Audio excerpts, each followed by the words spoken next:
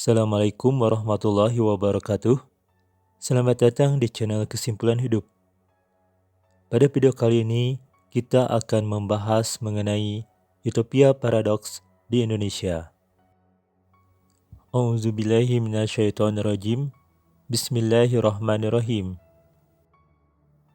Utopia merupakan suatu komunitas atau masyarakat khayalan dengan kualitas-kualitas yang sangat didambakan ataupun nyaris sempurna. Prinsip-prinsip utopia menekankan kesetaraan dalam bidang ekonomi, pemerintahan, dan keadilan. Sedangkan paradoks adalah pernyataan yang seolah-olah bertentangan atau berlawanan dengan pendapat umum atau kebenaran, tetapi kenyataannya mengandung kebenaran. Jadi, utopia paradoks merupakan masyarakat khayalan di mana semua anggota masyarakat tersebut sejahtera. Di balik itu, ternyata untuk membangun masyarakat yang utopia, terdapat suatu hal yang dikorbankan, yaitu kebebasan. Kesejahteraan merupakan hal yang paling diidam-idamkan oleh setiap manusia.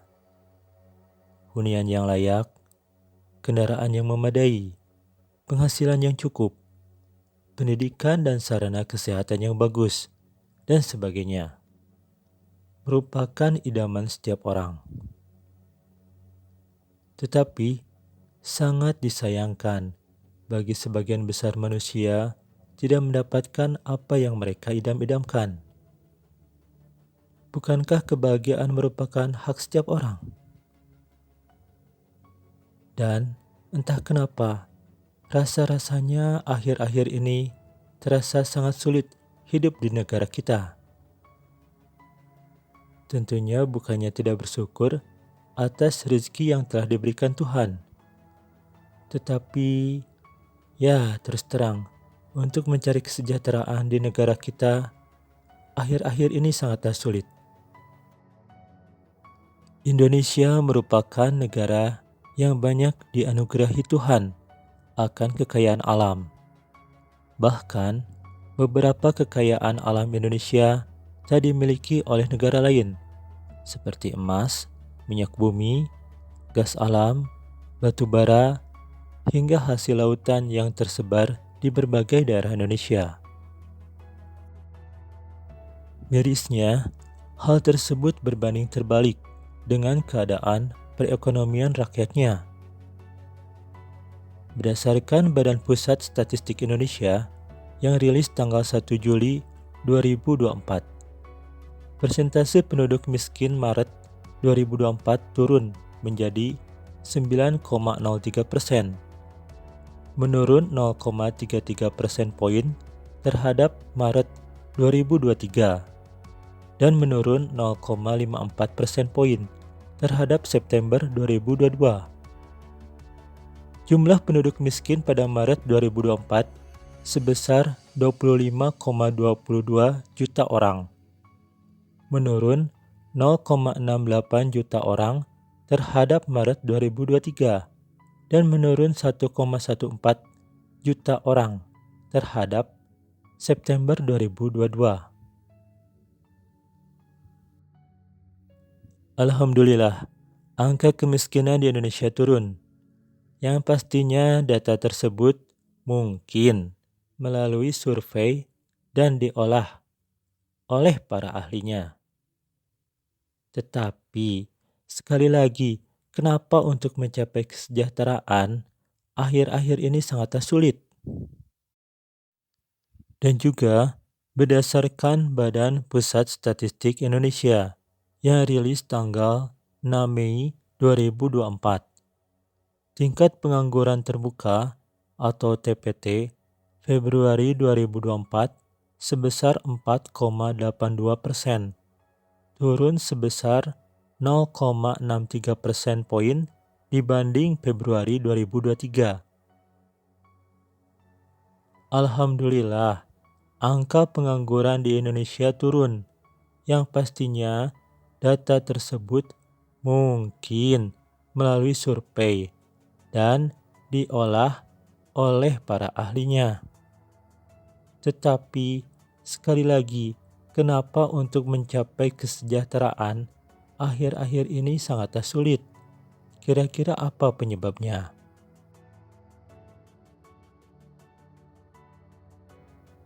Penyebab pastinya adalah orang yang sudah sangat sejahtera, masih saja serakah, menginginkan lebih dan lebih lagi, hingga kelewat batas. Quran Surat Al-Alaq ayat 6-8.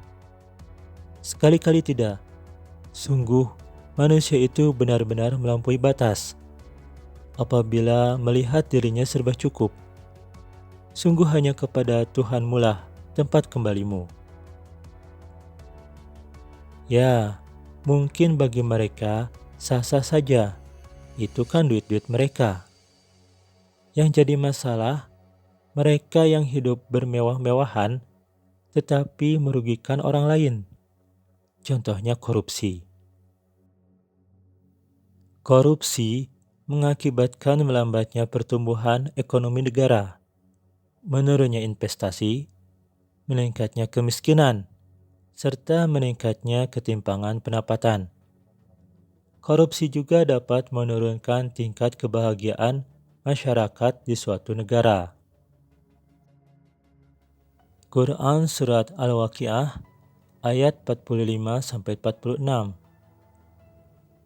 Sesungguhnya mereka sebelumnya hidup bermewah-mewah, dan mereka terus-menerus mengerjakan dosa besar. Corruption Perception Index atau CPI telah menilai negara paling korup di dunia. Indeks persepsi korupsi ini memberikan penilaian kepada 180 negara di seluruh dunia dan merupakan indikator global utama mengenai korupsi sektor publik.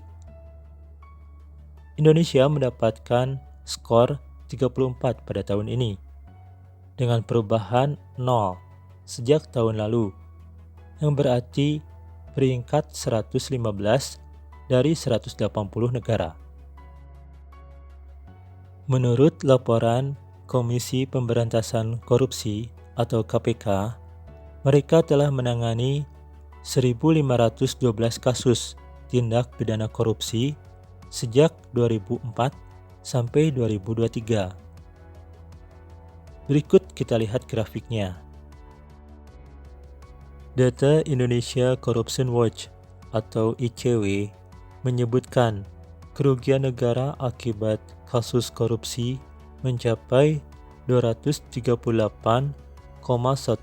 triliun rupiah selama 10 tahun terakhir, dari tahun 2013 sampai 2022. ICW mencatat data ini berdasarkan putusan korupsi yang dikeluarkan oleh pengadilan tingkat pertama hingga kasasi. Berdasarkan hasil pemantauan terhadap kasus korupsi sepanjang tahun 2023, ICW menemukan adanya peningkatan yang sangat signifikan ketimbang tahun-tahun sebelumnya, yaitu sebanyak 751 kasus korupsi dengan 1.655 orang ditetapkan sebagai tersangka oleh aparat penegak hukum. Lebih lanjut, dari kasus yang berhasil terpantau, potensi kerugian negara mencapai 28,4 triliun rupiah. Sedangkan untuk tahun 2024 diketahui terjadi kasus korupsi dengan nilai yang sangat fantastis. Kejaksaan Republik Indonesia menerima hasil audit Badan Pengawasan Keuangan dan Pembangunan atau BPKP terkait perhitungan kerugian negara dalam kasus dugaan korupsi tata niaga timah di wilayah izin usaha pertambangan PT Timah Tbk tahun 2015 sampai 2022. Berdasarkan hasil audit, perhitungan kerugian keuangan negara dari BPKP diperoleh hasil kerugian yakni sebesar 300 triliun rupiah. Belum lagi, pada tahun 2024 ini juga ada kasus Mas Antam. Penyidik Jaksa Agung Muda Tindak Pidana Khusus Kejaksaan Agung Republik Indonesia menetapkan BS sebagai tersangka pada tanggal 18 Januari 2024 dengan sangkaan melakukan rekayasa dalam transaksi jual beli emas sehingga merugikan PT Aneka Tambang atau PT Antam. PT Antam diperkirakan mengalami kerugian senilai 1.136 kg emas logam mulia atau senilai 1,266 triliun rupiah. Kalau kita coba hitung-hitung nih, kasarannya aja, kerugian negara akibat korupsi dari tahun 2013 sampai 2024, 238,14 triliun tambah 28,4 triliun tambah 300 triliun tambah 1,266 triliun sama dengan 567,806 triliun. Wow, banyak sekali. Rasanya percuma kita dari SD ngapalin UUD. Khususnya pasal 33 ayat 3 UUD 1945 menegaskan bahwa bumi dan air dan kekayaan alam yang terkandung di dalamnya dikuasai oleh negara dan dipergunakan untuk sebesar-besar kemakmuran rakyat. Anehnya, orang-orang yang korupsi adalah orang yang ahli dan sangat mengerti hukum. Para pelaku korupsi adalah para pegawai atau pejabat pemerintahan yang menempati posisi strategis. Uang sebanyak itu harusnya mungkin bisa untuk mengurangi utang pemerintah yang menggunung. Kementerian Keuangan atau Kemenkeu mencatat posisi utang pemerintah mencapai 8.353,02 triliun rupiah pada Mei 2024. Jumlah utang itu naik sebesar 14,59 triliun rupiah dibandingkan posisi bulan sebelumnya yang senilai 8.338,43 triliun rupiah. Sejatinya, utang dapat memberikan kontribusi positif terhadap pertumbuhan produk domestik bruto atau PDB. PDB adalah nilai pasar semua barang dan jasa yang diproduksi oleh suatu negara pada periode tertentu.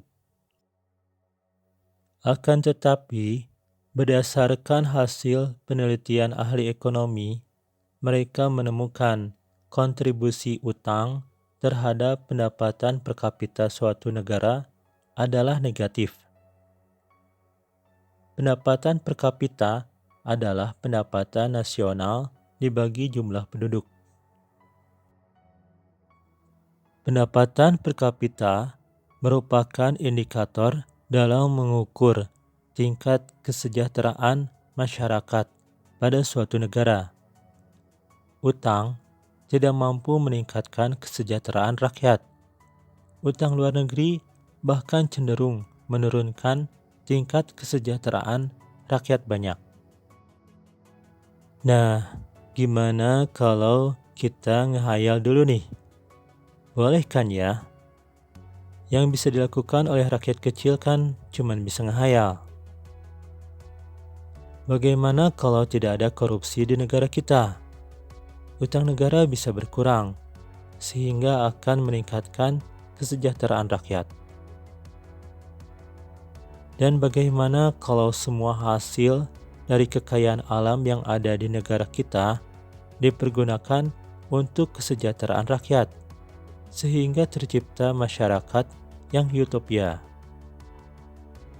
Melalui konsep utopia, kesenjangan sosial dan ketidakadilan akan dihilangkan, dan semua orang akan mendapatkan kesetaraan. Mungkin utopia tidak lebih dari sebuah hayalan rakyat yang tidak sejahtera. Tetapi mereka yang sudah sejahtera dan menginginkan untuk lebih dan lebih lagi sejahtera, tentunya tidak akan mau dengan konsep utopia. Karena dengan adanya konsep utopia ini, muncul paradoks. Ada yang dikorbankan, yaitu kebebasan individu. Ya, utopia paradoks selalu memperdebatkan antara kesejahteraan yang setara dengan kebebasan individu. Kebebasan individu juga sangat penting untuk mencapai kebahagiaan yang sejati. Setiap individu memiliki nilai, kebutuhan, dan orientasi yang berbeda, sehingga jika memaksakan standar kesejahteraan yang sama bagi semua orang, dapat menyebabkan penindasan, pengekangan, dan menghilangkan kebebasan. Misalnya, dalam menciptakan masyarakat yang menjamin kesejahteraan yang adil dan setara, mungkin perlu mengorbankan kebebasan individu untuk mengejar minat pribadi, aspirasi, cita-cita, dan ekspresi diri. Tentu ini mengakibatkan terciptanya masyarakat yang tanpa variasi, monoton, dan tanpa inovasi. Di sisi lain, konsep untuk mencapai kesejahteraan yang setara juga memiliki nilai kekuatan sendiri. Dalam masyarakat dengan kesenjangan sosial yang signifikan, terjadi kesewenang-wenangan dan ketidakadilan yang dapat menghambat seseorang untuk menggapai kesejahteraan. Kemiskinan merupakan faktor yang dapat menghambat individu mencapai kehidupan yang bahagia. Jadi, pada kenyataannya, memang konsep utopia ini sangat sulit untuk diterapkan di negara tercinta kita ini. Wallahu a'lam bishawab. Subhanakallahumma rabbana wa bihamdika lumaghfirli yatawalu Quran. Konten ini hanya berbagi ilmu. Maaf jika dalam pembahasannya masih banyak kekurangan dan terdapat kesalahan. Terima kasih sudah menonton video ini. Semoga kita semua dalam keadaan sehat, jiwa dan raga, juga menjadi pribadi yang lebih baik. Referensi ada di deskripsi. Silahkan jika ada yang mau komentar, saran atau kritik. Wassalamualaikum warahmatullahi wabarakatuh.